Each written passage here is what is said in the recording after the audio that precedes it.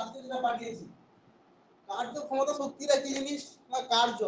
আমরা কিন্তু মানে আমরা যারা জানি একটা জিনিস ভুল জানি, কি জানি যে আমি কোনো একটা বস্তুকে কোনো একটা বস্তুর উপর বল প্রয়োগ করেছি মানে সেটা কার্য হয়েছে বা সেটা আমি কাজ করেছি, এরকম আমাদের একটা মনে আছে না বা আমার ধারণা আছে এটাই যে আমি একটা কোনো বস্তুর উপর ধরুন এই যে দেওয়ালটা, এই দেওয়ালটার উপর একটা বল প্রয়োগ করেছি মানে আমি কাজ করেছি, এটাই মনে হচ্ছে আমাদের। এটা মনে হয় তো কাজটা মানে কি আমি একটা বল প্রয়োগ করে দিয়েছি সেটাই কাজ, এটাই মনে হয় তো আমাদের। বা আমি একটা ডাস্টারকে নিয়ে বা একটা সুটকেসকে নিয়ে আমি এরকম অনুভূমির দিকে হেঁটে যাচ্ছি, ঠিক আছে, এটা আমার কাজ করা বোঝায়, এটা বোঝায় তো না বোঝায় না?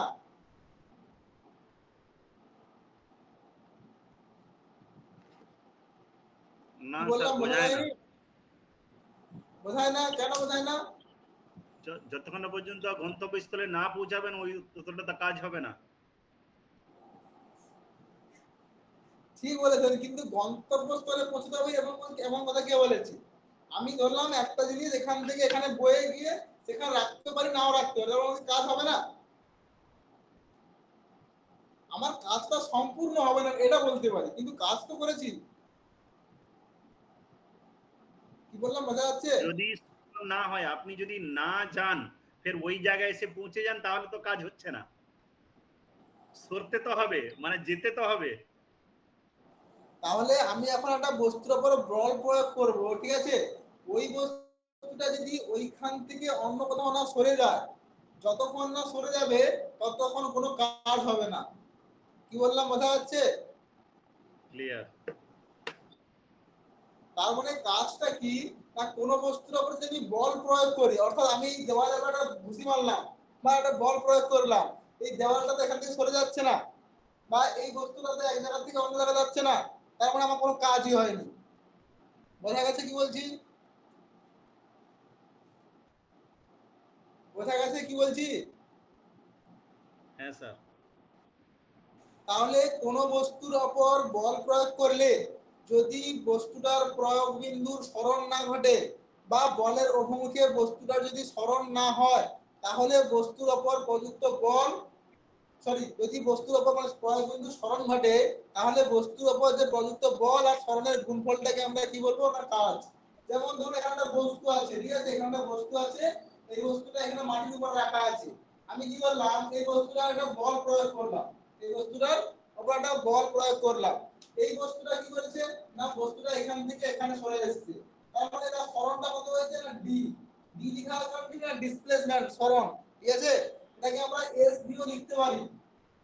তার মানে কি এই বস্তুটার উপর একটা বল প্রয়োগ করেছি এফ, ঠিক আছে, এই বস্তুটা এখান থেকে এখানে সরে এসেছে, তার মানে তার সরণটা হচ্ছে কত না ডি।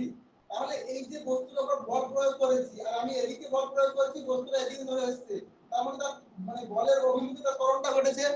তাহলে আমি বলতে পারি কোন বস্তুর উপর যদি বল প্রয়োগ করলে বস্তুটা যদি তার বলের অভিমুখে সরণ ঘটে, তাহলে যে সরণ আর এই যে বলের পরিমাণ এর গুণফলকে আমরা কি বলবো কার্য। কি বললাম F into S বা F into D, এটাকে বলছি কি না কার্য, কার্য ইকুয়াল কি না ওয়ার্ক, W ফর ওয়ার্ক, ঠিক আছে। তাহলে কার্যটা কি কোন বস্তুর উপর বল প্রয়োগ করলে বস্তুর বলের অভিমুখে যদি বস্তুটার সরণ ঘটে, তখন আমি কি বলবো না ওই বস্তুটা কার্য করেছে, কার্যের পরিমাণটা কত না আমি যত পরিমাণ বল প্রয়োগ করেছি আর যতটা পরিমাণ সে সরে গেছে অর্থাৎ তার সরণ ঘটেছে, সেই তার গুণফলটাকে বলবো ওর কার্যের পরিমাণ। বোঝা গেছে? বোঝা গেছে। এইবার এখানে একটা জিনিস যেটা হচ্ছে আমাদের মেন মানে হচ্ছে করে সেটা কি না আমি বলটা এইদিকে প্রয়োগ করেছি, ঠিক আছে, কোন বস্তুর উপর বল প্রয়োগ করলে ওই বলটা দু রকম ভাবে ভেঙে যায়, একটা হচ্ছে অনুভূমিক উপাংশে ভেঙে যায় আর একটা হচ্ছে উল্লম্ব উপাংশে ভেঙে যায়। আমি যদি বলটা যদি এরকম ভাবে টানতাম, আমি যদি বলটা এদিকে প্রয়োগ করতাম বা এই এই বরাবর যদি বলটা প্রয়োগ করতাম, ঠিক আছে, আর তাহলে বস্তুটা কোন দিকে যেত, আমি এরকম প্রয়োগ করেছি তাহলে বস্তুটা কি এরকম নিচে দিকে যেত, বা আমি যদি এদিক বরাবর টানি তাহলে বস্তুটা কি উপরের দিকে উঠতে শুরু করবে না আস্তে আস্তে করে, করবে তো? হ্যাঁ স্যার। তাহলে আমি যে বল প্রয়োগটা করছি, আমি যেদিকে বল প্রয়োগ করছি আর হচ্ছে বস্তুর যে সরণটা, ঠিক আছে, আমি যেদিকে বল প্রয়োগ করছি আর বস্তুটা যেদিকে সরছে, এদের যে মধ্যবর্তী কোণ, ঠিক আছে, এই কোণটার উপর ডিপেন্ড করে, ঠিক আছে, এই কোণটার উপর ডিপেন্ড করে কার্য হয়। অর্থাৎ আমি যদি এই বরাবর বল প্রয়োগ করি, বস্তুটা যদি এই বরাবর যায়, তার মানে কি বল যেদিকে প্রয়োগ করছি সরণটাও সেদিকে হচ্ছে, তাহলে এর মধ্যবর্তী কোণটা কত, 0 ডিগ্রি না? 0 ডিগ্রি তো?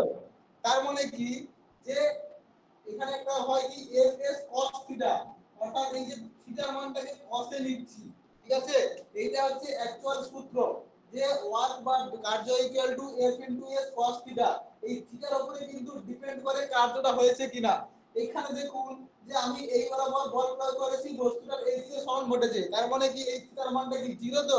আর cos 0 এর মান কত হয় না 1, cos 0 এর মান কত হয় না 1, তাই তো? তাহলে এখানে 1 বসিয়ে দিলে কি হয় না f into s, w equal to f into s। এই জন্য আমি কিন্তু কখনো লিখিনি cos থিটাটা, কারণ অনুভূমিক দিকে বল প্রয়োগ করছি আর বস্তুটা সরণ কিন্তু অনুভূমিক দিকেই হয়েছে। তার মানে বল আর সরণের মধ্যবর্তী কোণটা আমার কি হয়েছে না 0 ডিগ্রি। আর 0 ডিগ্রি হওয়ার জন্য কি না cos 0 এর মানটা আমার 1 হয়ে গেছে, আর 1 বসিয়ে দিলে কোনো কিছু চেঞ্জ হয় না, তাই আমি কিছু লিখিনি। কিন্তু বস্তুটাকে যদি আমি এইরকম বরাবর বল প্রয়োগ করতাম, ঠিক আছে, বস্তুটা এরকম বরাবর বল প্রয়োগ করেছে আর বস্তুটার সরণটা এই দিকে হয়েছে, কখন না আমি যখন একটা সুটকেস বা ভারী জিনিস কোনো একটা নিয়ে, ঠিক আছে, কোনো একটা সুটকেস বা ভারী জিনিস নিয়ে আমি যখন হাঁটবো, ঠিক আছে, তাহলে আমি হাঁটছি কোন দিকে, আমার সরণটা হচ্ছে এই দিকে অনুভূমিক দিকে। এই যে সুটকেসটা, এই সুটকেসটা আমি হাতে ধরে রাখছি, একটা বল প্রয়োগ করে আছি, অর্থাৎ আমার উপরের দিকে বল প্রয়োগ করে আছে, এটা বলতে পারি। অথবা কি বলতে পারি, ওই সুটকেসটা পৃথিবী মানে পৃথিবী ওই সুটকেসটা একটা বল প্রয়োগ করছে নিজের দিকে, যেটা মহাকর্ষ বল বা অভিকর্ষ বল বলি আমরা, তাই তো? তার মানে ওই সুটকেসটা নিয়ে যখন আমরা হাঁটবো বা কোনো একটা ভারী জিনিস নিয়ে যখন আমরা হাঁটবো অনুভূমিক দিকে, তাহলে ওই সুটকেসটা নিচের দিকে একটা বল প্রয়োগ করছে অভিকর্ষ বল, আর আমি টেনে রেখেছি একটা উপরের দিকে বল। তার মানে আমি উপরের দিকে এরকম বল টেনে রেখেছি, একটা অভিকর্ষ বল নিচের দিকে কাজ করছে। তার মানে বল দুটো কি এরকম বরাবর কাজ করছে উপর নিচে, আর সরণটা ঘটছে কোন দিকে এই বরাবর। তার মানে কি একটা সরল রেখার সঙ্গে এরকম ভাবে কি, মানে এদের মধ্যবর্তী কোণটা কত, 90 ডিগ্রি না? এদের মধ্যবর্তী কোণটা কত, 90 ডিগ্রি তো? বল দিকে কাজ করছে, সরণ ঘটছে সোজা হবে, তার মানে এর মধ্যবর্তী কোণ 90 ডিগ্রি। cos 90 এর মান কত হয় জানেন, 0 ডিগ্রি। cos 90 ডিগ্রির মান হয় 0, ঠিক আছে। তার মানে আমি এখানে 0 বসিয়ে দিই, তাহলে আমার w পরিমাণটা কত হবে না 0।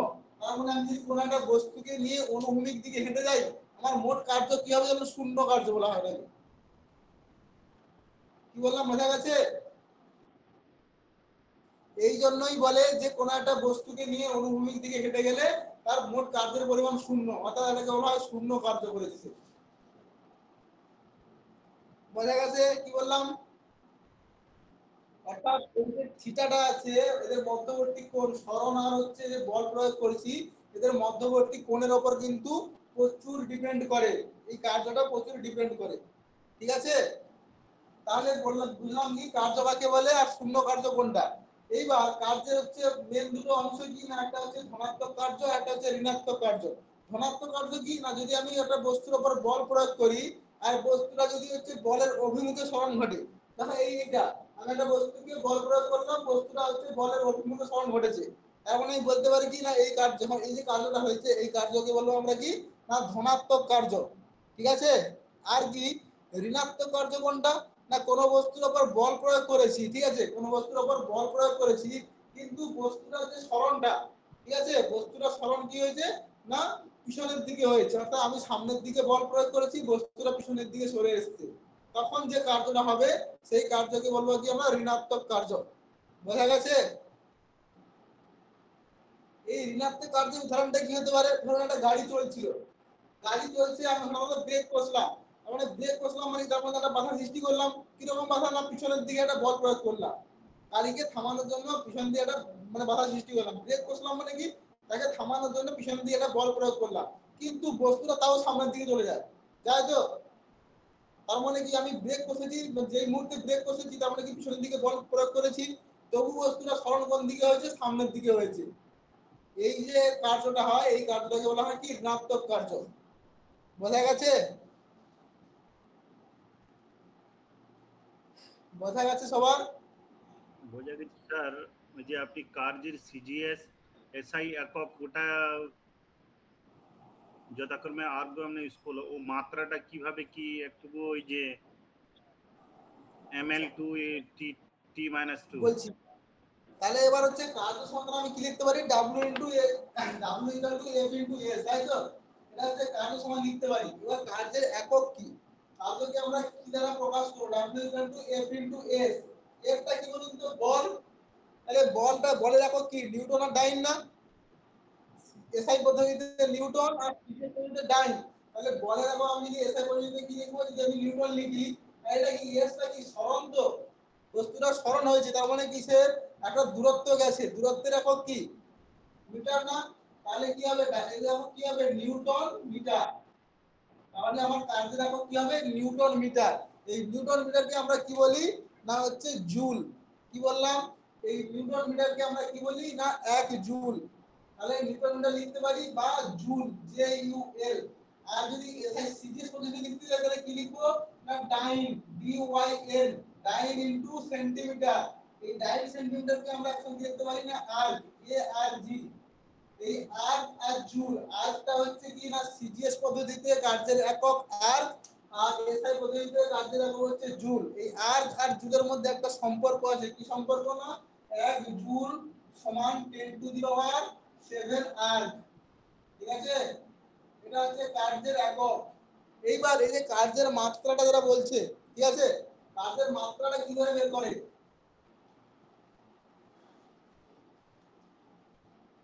বলের মাত্রা কি জানি আমরা, বল মানে কি, F equal to m into a, তো তাহলে আমি লিখলাম m into a into s।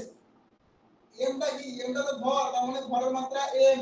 এটা কি ত্বরণ, ত্বরণটা কি না বেগ বৃদ্ধির হার। ঠিক আছে, ত্বরণটা হচ্ছে কি না বেগ বৃদ্ধির হার, তার মানে আমি কি লিখতে পারি v বাই t। v মানে কি আবার না অতিক্রান্ত দূরত্বের হার। ঠিক আছে, অতিক্রান্ত দূরত্বের হার, তাহলে দূরত্ব কি l by t into t, তার মানে t স্কয়ার। তার মানে আমি কি লিখতে পারি ত্বরণ l into t to the power minus 2 into সরণটা কি l, তার মানে এই তিনটাকে একসঙ্গে কি লিখতে পারি, m ইনটু l দুটো আছে l square t to the power minus 2। তাহলে m l square t to the power minus 2 হচ্ছে কার একক না কার্যের একক। বোঝা গেছে?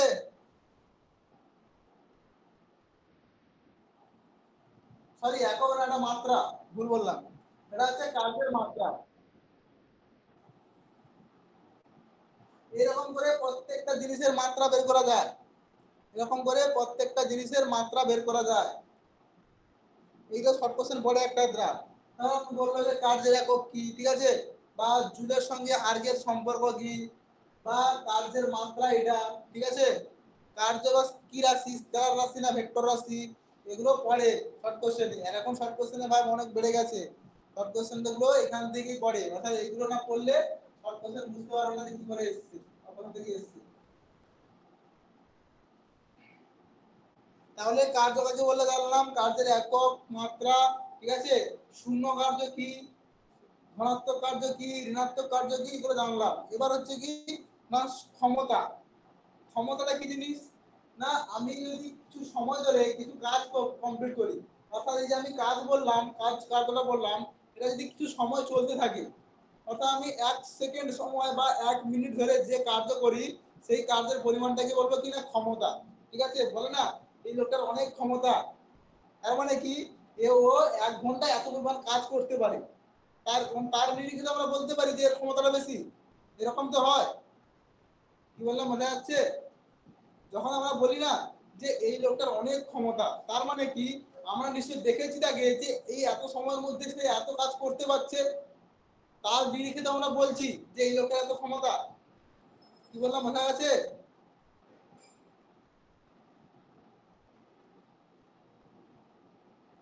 বোঝা গেছে কি বললাম? তার মানে আমি বলতে পারি যে সময়ের সাপেক্ষে কার্য করার হারকে আমরা কি বলবো না ক্ষমতা। সময়ের সাপেক্ষে কার্য করার হারকে বলবো আমরা ক্ষমতা। তার মানে আমি কি লিখতে পারি, ক্ষমতা বা পাওয়ার ইকুয়াল টু কি লিখতে পারি, P সমান W বাই T। W টা কি না কার্য, T টা কি না সময়। তার মানে আমি বলতে পারি যে সময়ের সাপেক্ষে কার্য করার হারকে বলবো কি না ক্ষমতা। ঠিক আছে, এবার ক্ষমতার এসআই একক আর সিজিএস একক কি, না ক্ষমতার এসআই একক আমি বলতে পারি এখান থেকে যদি বলতে পারি যে নিউটন মিটার হচ্ছে কি সময় বা সেকেন্ড, তাহলে কি বলতে পারি নিউটন মিটার পার সেকেন্ড এটা বলতে পারি, অথবা এটাকে বলা হয় কিনা ওয়াট। তাহলে ক্ষমতার এসআই একক কি ওয়াট। অনেক সময় শুনে থাকবেন যে এত ওয়াট কারেন্ট পড়েছে, ঠিক আছে, বা এত ওয়াট এইটা মানে এই ক্ষমতাটা হয়েছে, অনেক জায়গায় শুনে থাকবেন ওয়াট ক্ষমতাটা ওয়াট বা কিলো ওয়াট। অনেক সময় ট্রান্সফরমারের কাছে যে শুনে থাকবেন যে এত কিলো ওয়াট বা হচ্ছে এরপর আছে যেটা হচ্ছে হর্স পাওয়ার বা অশ্ব ক্ষমতা সম্পন্ন ট্রান্সফরমার আছে, ঠিক আছে। এই যে ওয়াট এটা হচ্ছে কিনা ক্ষমতার একক, সিজি সরি এসআই একক। আর সিজি এককটা কি, আর সিজি এককটা হচ্ছে ডাইন সেন্টিমিটার পার সেকেন্ড। তাহলে ক্ষমতা কাকে বলে বোঝা গেল, ক্ষমতার একক কি আর ক্ষমতার মাত্রা এখান থেকে বের করা যায়। যেহেতু কার্যের মাত্রা কি m l square T two the power minus 2 আর সময়ের মাত্রা কি t, তখন লিখতে পারি কি m l square T two the power minus 3। এটা হচ্ছে আমার কার্যের সরি ক্ষমতার মাত্রা, ঠিক আছে। এবার এই ক্ষমতার হচ্ছে একটা ব্রিটিশ একক আছে, মানে ব্রিটিশ পদ্ধতিতে মাপার জন্য একটা ক্ষমতার বড় একক আছে, সেটাকে বলা হয় কি না হর্স পাওয়ার বা অশ্ব ক্ষমতা। এটা সবাই শুনে থাকবেন এইচপি বলে, হর্স পাওয়ার। এই হর্স পাওয়ারটা হচ্ছে ক্ষমতার সবথেকে বড় একক, ঠিক আছে। এক এইচপি অর্থাৎ এক হর্স পাওয়ার সমান হচ্ছে 746 ওয়াট। এটা কিন্তু পরীক্ষা শর্ট কোশ্চেন বলে যে এক হর্স পাওয়ার সমান কত ওয়াট, ঠিক আছে। এক হর্স পাওয়ার সমান কত ওয়াট, এটা কিন্তু পরীক্ষা শর্ট কোশ্চেন পড়ে 746 ওয়াট।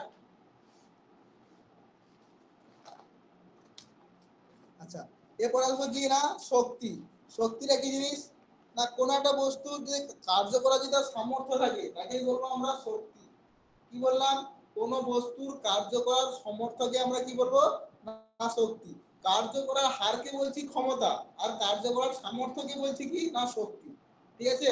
যেহেতু কার্য করার সামর্থ্যকে শক্তি বলছি, তাই হচ্ছে কি শক্তির একক আর আমার কার্যের একক দুটোর ক্ষেত্রে কিন্তু সমান, ঠিক আছে। কার্যের একক আর শক্তির একক দুটোর ক্ষেত্রেই সমান। সিজিএস পদ্ধতিতে আমার কি হবে না ডাইন সেন্টিমিটার, আর এসআই পদ্ধতিতে কি হবে না নিউটন মিটার, যেটাকে আমরা জুল বলি, আর এটাকে হচ্ছে কি বলি না আর্ক। বোঝা গেছে, কার্য ক্ষমতা শক্তি বোঝা গেছে। হ্যাঁ স্যার। এরপর কি আমরা হচ্ছে স্প্রিং ধ্রুবকটা কি,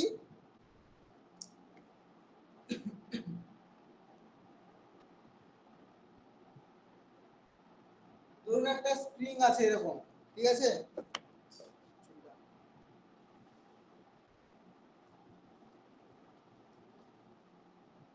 এই স্প্রিং ধ্রুবকের এককটা পড়ে পরীক্ষা, ঠিক আছে। স্প্রিং ধ্রুবকটাকে বলে দেখি। ধরুন একটা স্প্রিং আছে, ঠিক আছে, এরকম একটা স্প্রিং আছে, নিচের দিকে ঝোলানো আছে। এই স্প্রিংটা এটা কি বলা হয় মুক্ত প্রান্ত, ঠিক আছে। এটা ধরুন কোন একটা জায়গায় আটকানো আছে, এটা হচ্ছে মুক্ত প্রান্ত। এই মুক্ত প্রান্তের উপর কি একটা হচ্ছে একক যদি আমি সরণ ঘটাই, তার মানে এই মুক্ত প্রান্তের উপর যদি কোনো বল প্রয়োগ করলে এটা কি তার হচ্ছে বৃদ্ধি পাবে না। অর্থাৎ আমার যদি এখানে কোনো ভার ধরানো লাগে, তাহলে পরে ছবিটা কি দেখতে পাবো এরকম করে, এরকম ফাঁকা হয়ে একটু নিচের দিকে চলে আসবে, আসবে তো। এই স্প্রিং এ যদি কোনো ভার ঝোলানো হয়, তার মানে কি সেইটা কি হবে অনেকটা এরকম তার দৈর্ঘ্য বৃদ্ধি পাবে। তার মানে তার কি সরণ ঘটেছে, তো সরণ ঘটেছে, তার মানে আমি বলতে পারি, আমি কি বলতে পারি যে কোন স্প্রিং এর মুক্ত প্রান্তের একক সরণ ঘটালে সরণের বিপরীত দিকে যে বল প্রয়োগ করবে, অর্থাৎ এই স্প্রিংটা, তাহলে এই স্প্রিংটা এখানে যদি ভার ঝুলিয়ে দিই, তাহলে স্প্রিংটা হিসাব মতো কি স্ট্রেট করা উচিত ছিল, তার মানে কি সোজা হয়ে যাওয়া উচিত ছিল। কিন্তু কি করে স্প্রিংটা এই যে বল মানে আমি বল প্রয়োগ করেছি সরণ ঘটছে, তাহলে সরণের বিপরীত দিকে কি করছে না স্প্রিংটা নিজের দিকে কিন্তু একটা বল কিন্তু ও নিয়ে টেনে রেখেছে, বা ওই যে আমি সরণটা ঘটাচ্ছি ওর বিপরীত দিকে কিন্তু নিজে স্প্রিংটা নিজে একটা বল দিয়ে টেনে রেখেছে, যার জন্য ভারটা কিন্তু ঝুলে আছে, কিন্তু স্প্রিংটা সোজা হয়ে যায়নি। স্প্রিং এর যে এই যে ধর্মটা আছে, মানে এই যে প্রবণতাটা আছে যে একটা ভার ঝুলিয়ে দিলে ও কিন্তু ওই ভারটাকে নিজে টেনে রাখতেও পারে। এই যে শক্তি দেওয়া বলটা প্রয়োগ করছে, এই বলটাকে আমরা বলবো কি না স্প্রিং ধ্রুবক। বোঝা গেছে কি বলছি। তাহলে কি বললাম যে এখন স্প্রিং স্প্রিং এর এই মুক্ত প্রান্তে যদি আমি কোনো একটা ভার ঝুলিয়ে দিই তাহলে কি করবে না এই স্প্রিংটা এই যে ভার ঝুলিয়ে দিই মানে একটা সরণ ঘটবে, এই সরণের বিরুদ্ধে কিন্তু স্প্রিংটা একটা বল নিজের দিকে প্রয়োগ করে রেখেছে, মানে উপরের দিকে প্রয়োগ করে রেখেছে। এই যে বলটাকে বলবো আমরা কি না স্প্রিং ধ্রুবক। এই স্প্রিং ধ্রুবকের একক কি না নিউটন পার মিটার, অর্থাৎ আমি বল প্রয়োগ করছি, বলটা কিন্তু দিয়ে প্রয়োগ করছে আর সরণটা করছে কি নিচের দিকে, তাই বলছি কি না নিউটন পার মিটার বা নিউটন মিটার টু দি পাওয়ার -1 বা মিটার ইনভার্স। এই এককটা কিন্তু পরীক্ষায় পড়ে যে স্প্রিং ধ্রুবকের একক কি নিউটন পার মিটার বা নিউটন ইনটু মিটার ইনভার্স। ঠিক আছে, এবার আসবে কি না গতি শক্তি আর স্থিতি শক্তি। গতি শক্তি আর স্থিতি শক্তি জিনিসটা কি?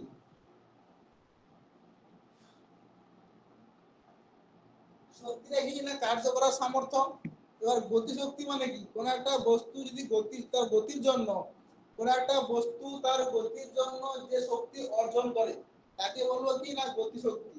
তার মানে ধরো কোন একটা বস্তু বা কোন একটা জিনিস আছে গতিশীল আছে, ঠিক আছে, সেই বস্তুটা গতিশীল আছে, এবার ওই গতিশীল বস্তুটা যদি কোন একটা বস্তুকে ধাক্কা মারে, ঠিক আছে, কি বললাম কোন একটা গতিশীল বস্তু অন্য একটা গতিশীল বস্তু ধাক্কা মারছে, তার মানে কি সে কার্য করতে পারছে, ওই গতিশীল বস্তুটা কোন একটা জিনিসকে ধাক্কা মেরে সরিয়ে দিচ্ছে, তার মানে কি বলতে পারি ওই গতিশীল বস্তুটার মধ্যে নিশ্চয় একটা শক্তি আছে যার জন্য কার্য করতে পারছে বা কার্য করতে মানে কার্য করার সামর্থ্যের মধ্যে আছে। তাহলে এই গতিশীল বস্তুতে কার্য করার জন্য যে সামর্থ্য বা শক্তি থাকে তাকে বলবো আমরা কি না গতি শক্তি। বোঝা গেছে কি বললাম? কোন বস্তু তার গতির জন্য কার্য করার যে সামর্থ্য অর্জন করে তাকে বলবো কি আমরা না গতি শক্তি। বোঝা গেছে?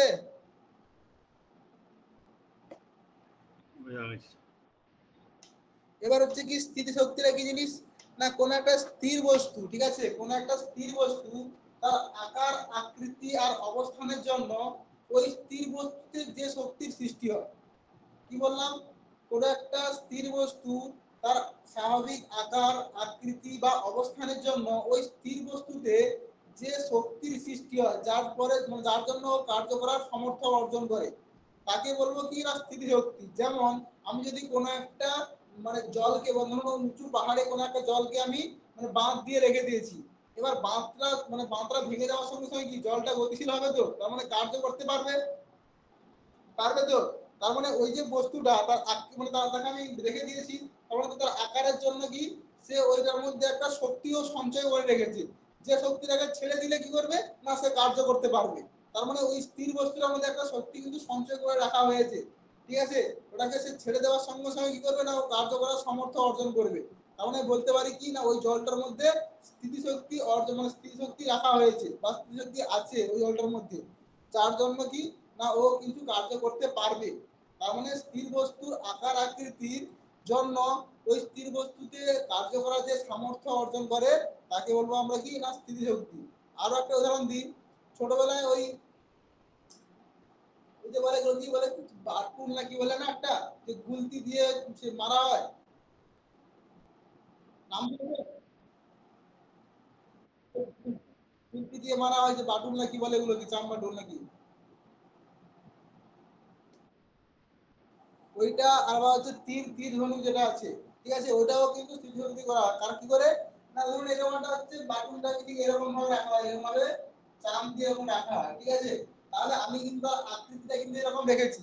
এইবার এই এখানে যদি আমি গুলতি দিয়ে যদি টেনে ছেড়ে দিই এই বস্তুটা কি অনেক দূরে গিয়ে পড়বে, তার মানে এর আকৃতিতে এর আকৃতিটা এরকম ভাবে রাখা হয়েছে, ঠিক আছে, এর আকৃতি পরিবর্তন করলে এর মধ্যে কি স্থিতিশক্তি জমা হবে বা এর মধ্যে স্থিতিশক্তি জমা হয়ে আছে, একে শুধু একটু এর আকারটা পরিবর্তন করলে কি হবে না এর কার্য করার ক্ষমতা অর্জন করবে, ঠিক আছে। তার মানে এর মধ্যে যে সঞ্চিত শক্তিটা সেটা হচ্ছে কি না স্থিতি শক্তি। আরো একটা কি না তীর ধনুক, তীর ধনুক যদি আমি এরকম সদা করে রাখি কিন্তু এর মধ্যে স্থিতি শক্তি জমা হবে না, একে যদি আমি একটু কার্ভ করে দিই, ঠিক আছে, একটু যদি কার্ভ করে দিই তাহলে এর মধ্যে কি স্থিতি শক্তি জমা হবে, অর্থাৎ এর আকৃতি পরিবর্তন করছি আর আকৃতি পরিবর্তন করলে এর মধ্যে একটা স্থিতি শক্তি জমা হচ্ছে, যার জন্য আমি যখন একটা তীর টেনে ছেড়ে দেবো তীরটা অনেক দূর গিয়ে পড়বে, তার মানে তার মধ্যে একটা কার্য করার সামর্থ্য অর্জন করলো। বোঝা গেছে স্থিতিশক্তিটা কি? এবার হচ্ছে স্থিতিশক্তি আর গতিশক্তি সম্পর্কে ধারণা পাওয়া গেল। এবার হচ্ছে কি না কার্য আর যে শক্তি, ঠিক আছে, কাজ আর শক্তি, এটা একটা উপপাদ্য আছে যেটাকে বলা হয় কার্য শক্তির উপপাদ্য। যেহেতু গতিসূত্র থেকে দুটো 5 নম্বরে পড়ে গেছে, তাই এই চ্যাপ্টার থেকে কিন্তু 5 নম্বরে একটা আসতে পারে, এরকম ধরে নিতে হবে। বোঝা গেছে কি বলছি? যেহেতু এই পরীক্ষায় গতিসূত্র থেকে দুটো 5 নম্বরে পড়েছে, তার মানে বলতে পারি যে এই কার্যক্ষমতা শক্তি থেকে অবশ্যই একটা 5 নম্বরে আসতে পারবে বা আসতে পারে।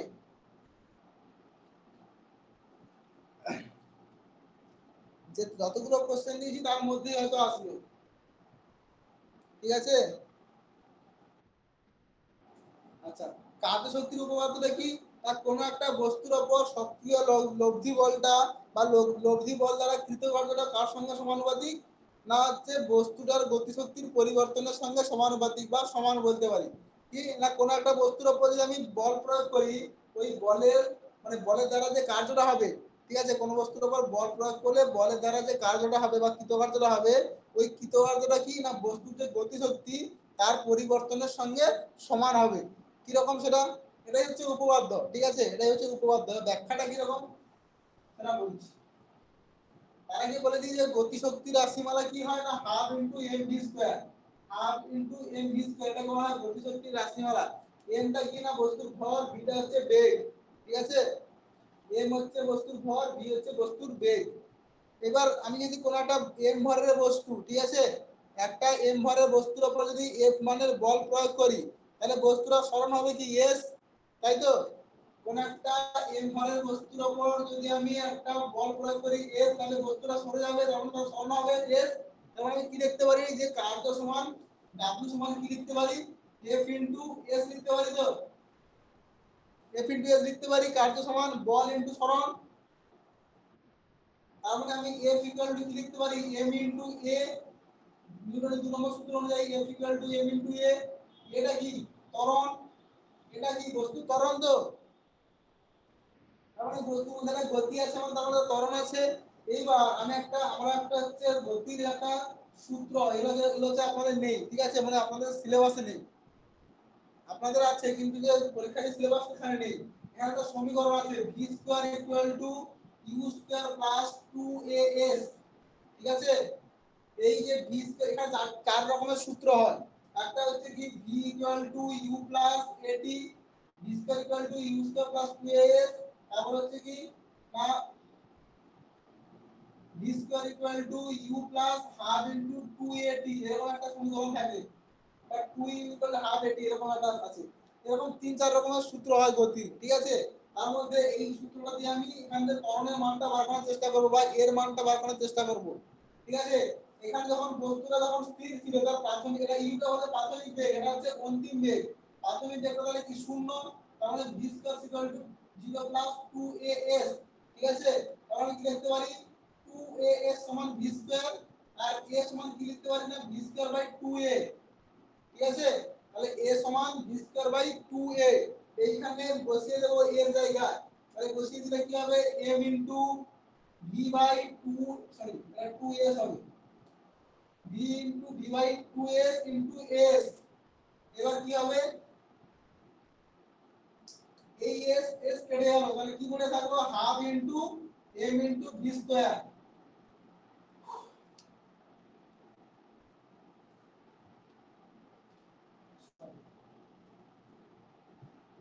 কেন প্রাথমিক একটা শূন্য না, প্রাথমিক একটা থাকবে, তাহলে কি হবে v square minus u square by 2s, v square minus u square by 2s। তাহলে এবার হচ্ছে কি না এখানে লিখতে পারি কি half of m v square minus half of m u square. তার মানে একটা গতিশক্তি এখান থেকে মানে হাফ m v স্কয়ার মানে কি অন্তিম গতিশক্তি, আর হাফ m u স্কয়ার মানে হচ্ছে প্রাথমিক গতিশক্তি। যেমন আমি বলতে পারি যে কোন বস্তুর যে কৃতকার্য w টা তার সঙ্গে সমান না এই যে তাদের যে গতিশক্তির যে পরিবর্তন, গতিশক্তির পরিবর্তনের সঙ্গে সমান। এটাই হচ্ছে সূত্র। কোন বস্তু দ্বারা সক্রিয় লব্ধি বল দ্বারা যে কৃতকার্য, এই কৃতকার্যটা কার সঙ্গে সমান না ওই বস্তু কর্তৃক যে গতিশক্তি, গতিশক্তির পরিবর্তনের সঙ্গে সমান। এই হাফ এম ভি স্কয়ার মানে অন্তিম গতিশক্তি, আর হাফ এম ইউ স্কয়ার সমান কি না প্রাথমিক গতিশক্তি। তাহলে অন্তিম গতিশক্তি থেকে প্রাথমিক গতিশক্তি বাদ দিলে আমরা কি বলতে পারি না তার গতিশক্তির পরিবর্তন। ঠিক আছে, এটাকে আমরা ডেল ই দ্বারা লিখতে পারি, না লিখলেও চলে, এটা কিন্তু লিখলেই হবে। W ইকুয়াল ডেল্টা অফ কে, এটা লিখতে পারি না লিখতে পারি। বোঝা গেছে এটা কার্যশক্তির উপপাদ্যটা?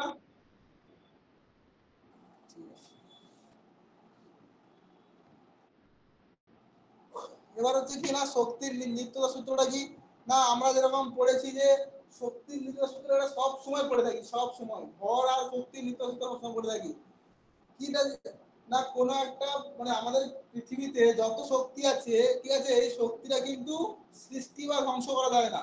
ঠিক আছে, মোট শক্তি আর যে ভর, কোন বস্তু সংস্থার ভর আর শক্তি সৃষ্টি আর ধ্বংস করা যায় না। ঠিক আছে, শুধু কি হয় না একটা থেকে অন্য একটা বস্তুতে স্থানান্তরিত হয়ে যায়, একটা শক্তি থেকে অন্য এক বা একাধিক শক্তিতে স্থানান্তরিত হয়ে যায়।